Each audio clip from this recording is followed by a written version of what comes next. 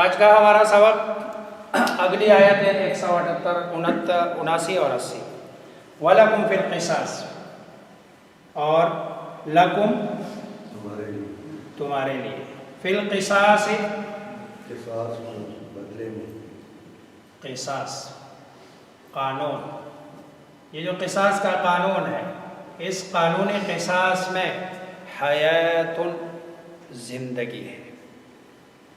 گویا کہ دنیا میں زندگی بظاہر تو ایسے لگ رہا ہے کہ قصاص سے تو بندہ مر جاتا ہے، اس کو قتل کیا جاتا ہے، لیکن اصل قصاص میں زندگی ہے. انسان کے جسم کا کوئی ایک ٹکڑا ہے جو گل سڑ گیا، اس کو کینسر لگا، اگر اس گلے سڑے ٹکڑے کو چھوڑ دیا جائے تو سارا جسم گندا ہو جاتا ہے، اور اگر اسی کو اتار کے پھینک دیا جائے تو باقی سارا جسم محفوظ. یہی قصاص کا، اگر قصاص کا یہ قانون ایک آدھ سے نہیں، اگر یہ تسلسل کے ساتھ چلتا رہے، یہ جو قانون پر عمل درآمد ہوتا رہے اور لوگوں کو پتہ چلے، اس لیے یہ جتنے بھی سزائیں ہیں شریعت کی، اس کو حد کہتے ہیں. حد اردو کا لفظ ہے، اور حد کا مطلب ہے باؤنڈری، حدود. اور حد اس لیے کہتے ہیں کہ عربی والے کہتے ہیں الحاجز بین شیئین، یہ دو چیزوں کے بیچ میں دیوار کا کام دیتا ہے. یہ بندے اور جرم کے بیچ میں جو حاجز ہے، جو بیچ میں حائل چیز ہے، وہ کیا ہے؟ وہ حد ہے. تو یہ حد ہے. رسول اللہ صلی اللہ علیہ وسلم کا فرمان ہے کہ کسی علاقے میں اللہ کے حدود میں سے ایک حد جاری کرنا اس علاقے کے لیے 40 دن مسلسل نفع بخش بارش سے بہتر ہے. گویا یعنی یہ رسول اللہ صلی اللہ علیہ وسلم نے گویا کہ معاشی طور پر اگر کوئی مضبوطی چاہتا ہے کسی جگہ، تو آپ نے اللہ تبارک و تعالیٰ کے جو حدود کے قوانین ہیں ان کو جاری کرنا ہے، تو آپ معاشی طور پر مضبوط ہوں گے اور آپ کی معیشت مضبوط ہوگی. تو وَلَكُمْ فِي الْقِصَاصِ حَیَاتٌ، اور تمہارے لیے یہ جو قانون قصاص ہے اس میں زندگی ہے. یا اے، یہ اولو پہلے بھی بتا چکا ہوں، والے، والا، والی، یہ عجیب لفظ ہے. یہ زو کی جمع ہے. یہ کس کی جمع ہے؟ زو. حالانکہ زو اور اولو کا آپس میں کوئی تعلق ہی نہیں، لیکن یہ زو کی جمع ہے. زو مال، مال والا، اور اولو مال، مال والے لوگ، یہ جمع ہے زو کا. یا اولی الالباب، اور الباب یہ لب، لب کہتے ہیں عقل کو، عقل مند آدمی. الباب عقل والے. یا اولی الالباب، اے عقل والو. لعلکم، تاکہ تم تتقون، پرہیزگار بن جاؤ. اب پرہیزگار کیا ہے؟ یعنی اپنے آپ کو بچاؤ. کوئی جرم کرتے ہوئے بندہ 100 مرتبہ سوچے کہ یار اگر میں یہ جرم کرتا ہوں تو میری یہ سزا ہے، پھر کبھی بھی جرم نہیں کرے گا. لیکن اگر پتہ ہو کہ جرم ہے، کوئی مسئلہ نہیں ہے، پیسہ ہے، مال ہے، دولت ہے، عدالت کو خریدا جا سکتا ہے، تو پھر لوگ جرم بھی کریں گے اور مسائل ہوں گے. تو وَلَكُمْ فِي الْقِصَاصِ حَیَاتٌ یا اولی الالباب لعلکم تتقون. اگلی آیت قرآن کی ہے. کل بتایا تھا کتبہ کے بعد کتابت کا معنی ہوتا ہے لکھنا. کتبہ کتابت، لکھنا، رائٹنگ. لیکن جب کتبہ کے بعد یہ لفظ علا آ جائے نا، علا، تو یہ فرض کے معنی میں ہوتا ہے. تو کتب، اور کتبہ ہے پیسیو وائس، اس کا فاعل معلوم نہیں ہے. کتبہ علیکم، فرض کیا گیا، علیکم، تمہارے، کس کو؟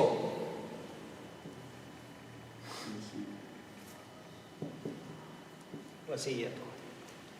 یہ دیکھو ادھر وصیت، کتب علیکم الوصیۃ، تمہارے اوپر فرض کیا گیا ہے کس کو؟ وصیت کو. اب یہ جو وصیت کی فرضیت کا معاملہ ہے، اس کو سمجھنے کی ضرورت ہے. یہ جو آیت ہے یہ ابتدائے اسلام کی آیت ہے، سٹارٹ کا حکم ہے کہ اللہ تبارک و تعالی نے جب تک وراثت کے اصول اور احکامات مکمل طور پر بتائے نہیں تھے، تو اس وقت تک یہ حکم چل رہا تھا کہ جب آپ کو موت آئے تو موت سے پہلے آپ نے وصیت کرنی ہے، والدین کو اتنا دینا، اولاد کو بچوں کو اتنا دینا، فلاں کو اتنا دینا۔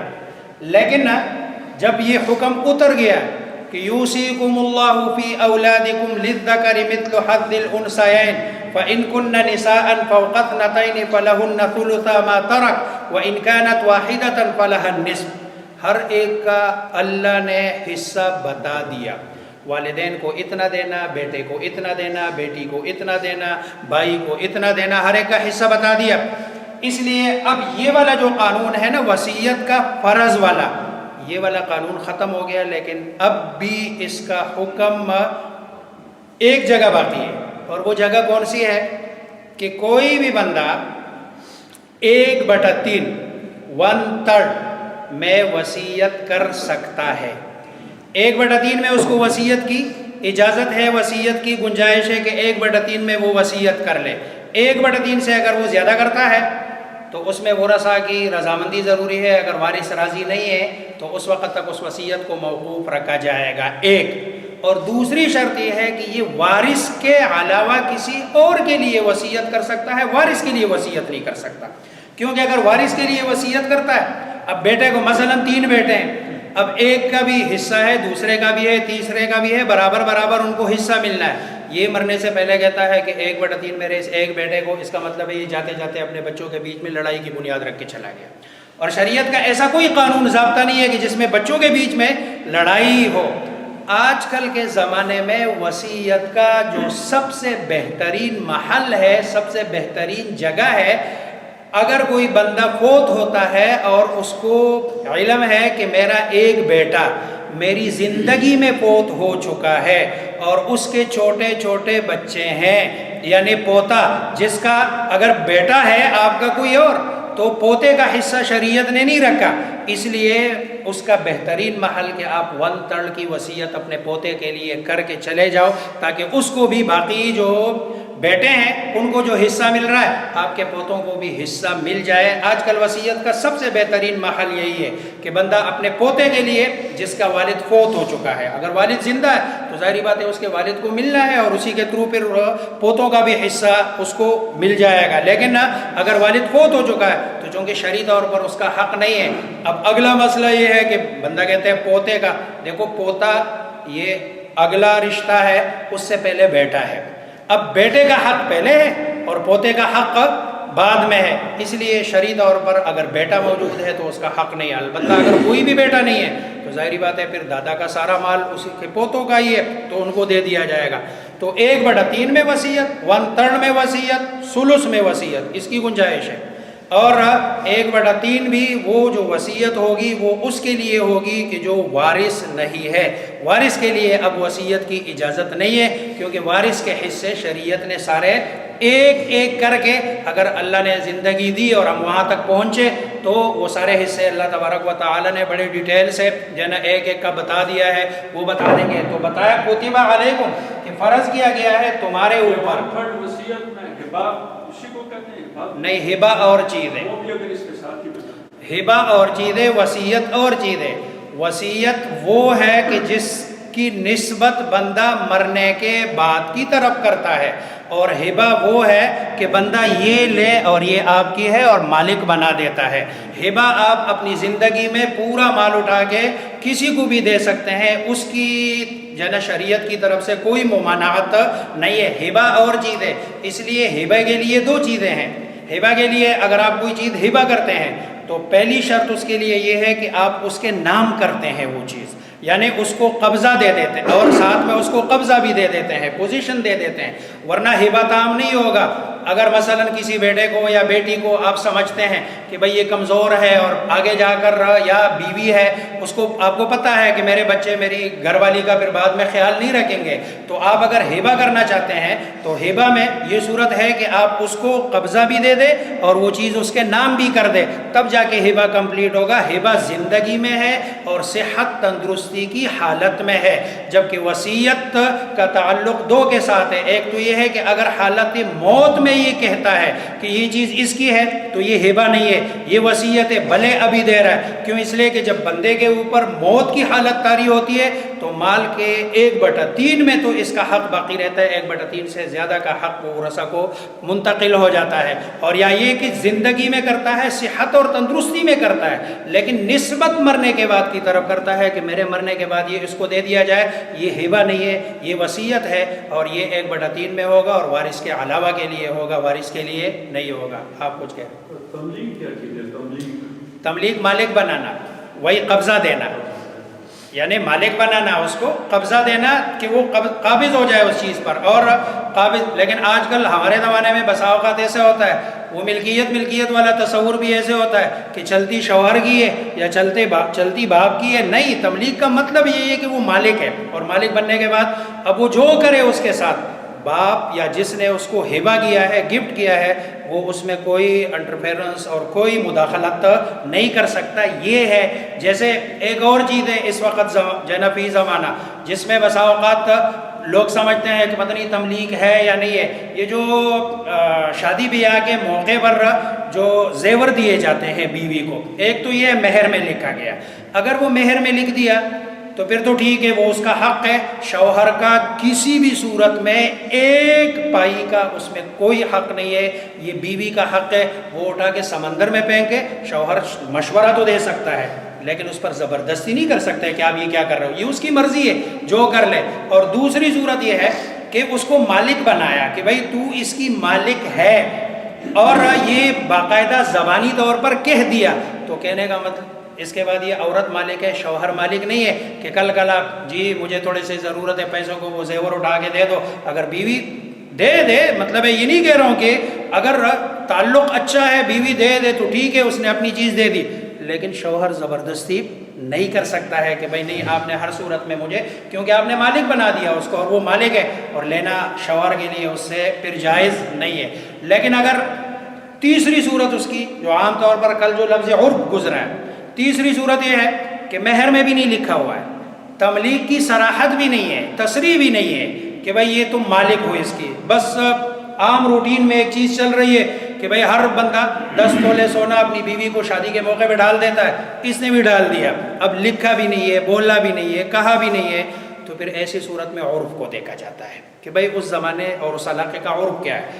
اگر عرف یہی ہے کہ اس کو مالک بنایا جا رہا ہے تو پھر یہ بھی مالک ہے، اور اگر عرف یہی ہے کہ مالک نہیں بنایا جا رہا ہے، ویسے پہننے کے لیے دیا جا رہا ہے. اس پر اگلا جو مسئلہ آتا ہے زکوٰۃ کا آتا ہے کہ یہ زکوٰۃ کون دے گا. اگر اس طرح دیا ہوا ہے، مہر میں دیا ہوا ہے، تو بیوی زکوٰۃ کی ذمہ دار ہے، شوہر کی ذمہ داری نہیں ہے. اور اگر مالک بنا کے دیا ہوا ہے تب بھی بیوی ذمہ دار ہے، شوہر ذمہ دار نہیں ہے. اسی طرح اگر نہ مہر ہے نہ تملیغ کا جملہ کہا گیا ہے، ویسے دیا ہے، لیکن عرف میں یہی ہے کہ بیوی مالک ہوتی ہے تو پھر بھی بیوی ذمہ دار ہے. لیکن اگر شوہر اس کی طرف سے دے تو دینے میں کوئی حرج نہیں ہے، لیکن گناہ عورت کو ہوگا، شوہر کو نہیں ہوگا. کتب علیکم، چنانچہ فرض کیا گیا ہے تمہارے اوپر کس کو؟ وصیت کو. کب؟ اذا، جب. حضر اردو کا لفظ حاضر ہو، آئے، حاضر ہو. احدکم، تم میں سے کسی کو. الموت، موت. کب وصیت ہے؟ ان، اگر. ترکہ اردو کا لفظ ہے، ترکے کو بھی ترکہ اس لیے کہتے ہیں کہ یہ پیچھے بندہ چھوڑ دیتا ہے. ان ترکہ، اگر وہ چھوڑ دے. خیرن، قرآن کریم میں لفظ خیر مال کے لیے بہت جگہ استعمال ہے. قرآن میں اللہ تبارک و تعالیٰ فرماتے ہیں وَمَا تُنْفِقُوا مِنْ خَيْرٍ، کہ جو تم خرچ کرو کس میں سے؟ وَمَا أَنْفَقْتُمْ مِنْ خَيْرٍ. اب یہاں جو تم خرچ کرو کس میں سے؟ من خیر. وہاں بھی خیر سے مراد کیا ہے؟ مال. یہاں پر بھی خیر سے مراد مال ہے. اگر وہ چھوڑ دے کس کو؟ مال کو. کس کے لیے؟ للوالدین، والدین کے لیے. والاقربین، اور قریبی رشتہ داروں کے لیے. بالمعروف، لیکن یہ بھی دستور کے مطابق. یہ نہیں ہے کہ کسی دور کے رشتہ دار کو زیادہ دے دیا اور قریب کے رشتہ دار کو کم دے دیا. نہیں، دستور جو عرف ہے عرف کے مطابق جس کا جتنا حق بنتا ہے اسی کے مطابق، بالمعروف، دستور کے مطابق۔ لیکن میں نے کہا کہ یہ پہلے حکم تھا، جو حکم ابھی باقی ہے وہ میں نے بتا دیا، باقی جو وصیت فرض وصیت ہے وہ اب حکم ختم ہے، کیونکہ والدین کا حصہ بھی ہے، بیوی کا حصہ بھی ہے، اور اسی طرح اولاد کا، بیٹی کا، بیٹے کا، یہ سارے حصے قرآن نے خود اللہ نے بتا دیے کہ اس کو اتنا دینا، اس کو اتنا دینا، اس کو اتنا دینا، حقا لازم ہے علی المتقین، متقین پر یا پرہیزگاروں پر۔ اصل میں جگہ تو مومنین کا ہے، جگہ تو یہاں پر حقا علی المومنین کہ بھئی یہ حق ہے، لازم ہے کس پر؟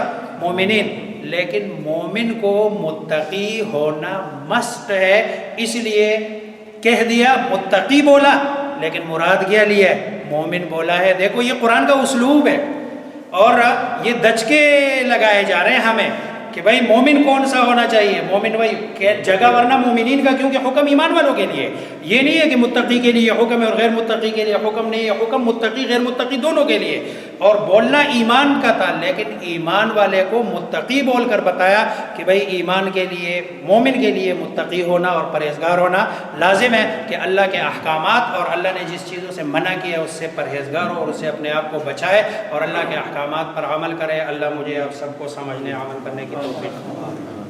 ڈاکٹر صاحب یہ آپ نے فرمایا کہ یتیم پوتا جو ہے وارث نہیں ہوتا، تو وہ اس کے بہتر ہے کہ وہ وصیت کر دے، 1/3 کی وہ وصیت کر جاتا ہے، تو پھر فیملی لا 1962 جو ہے اس کے تحت بھی وہ حق رکھتا ہے۔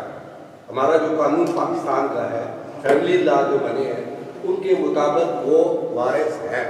اب وہ جو ہے نا وہ بھی لے لیتا ہے وصیت والا بھی، اور پھر ادھر بھی جا کے عدالت پر پہنچ جاتا ہے کہ نہیں میں اختیار ہوں، مجھے نہیں۔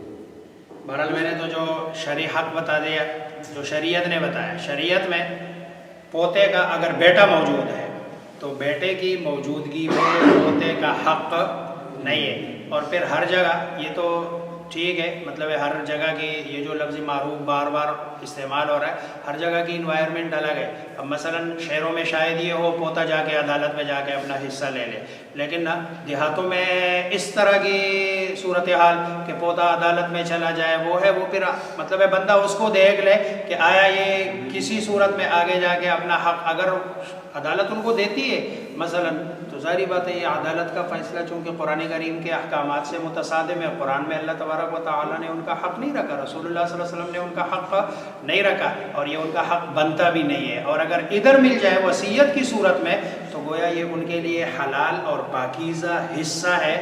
یہ اس کو سمجھایا بھی جا سکتا ہے کہ بھائی بجائے اس کے کہ آپ وہ والا حصہ لیں کہ جو شرعاً آپ کے لیے ٹھیک نہیں ہے، یہ آگے جو وراثت کے احکامات ہیں نا، اس سے پہلے اللہ تبارک و تعالیٰ فرماتے ہیں کہ جب آپ وراثت کی تقسیم کر رہے ہو نا، یتیم کے بارے میں رسول قرآن آگے بتاتا ہے کہ جب یتیم اگر موجود ہو تو یتیم سے بات تو کرو، لیکن نہ تھوڑا کچھ اس کو دے بھی دو، لیکن بات بھی اس سے پیار سے کرو، محبت سے کرو، اور اس کو سمجھاؤ کہ بیٹا آپ کا اس میں حق بنتا نہیں ہے، اور یہ جو ہم دے رہے ہیں یہ سورہ نساء کی غالباً 7ویں یا 8ویں آیت ہے، آگے آئے گا کہ یتیم جب موجود ہو، وَإِذَا حَضَرَ الْقِسْمَةَ أُولُو الْقُرْبَى وَالْيَتَامَى وَالْمَسَاكِينَ فَارْزُقُوهُم مِّنْهُ وَقُولُوا لَهُمْ قَوْلًا مَّعْرُوفًا۔ یہ قرآن کی آیت ہے کہ جب تقسیم کے وقت جو نا یتیم موجود ہو، مسکین موجود ہو، فقراء موجود ہو، تو اللہ تبارک و تعالیٰ فرماتے فَارْزُقُوهُم مِّنْهُ، تھوڑا سا ان کو دے دو اس میں سے، اور وَقُولُوا لَهُمْ قَوْلًا مَّعْرُوفًا، لیکن بات بھی ان سے کیا کرو، دستور کے مطابق پیار محبت سے ان کو سمجھاؤ کہ تمہارا حق بنتا نہیں ہے۔ باقی اگر ملک کا قانون شریعت کے متصادم ہے تو ایک مسلمان ہونے کے ناطے ہمیں وراثت کی تقسیم میں قرآن کریم کے احکامات کو فالو کرنے چاہیے۔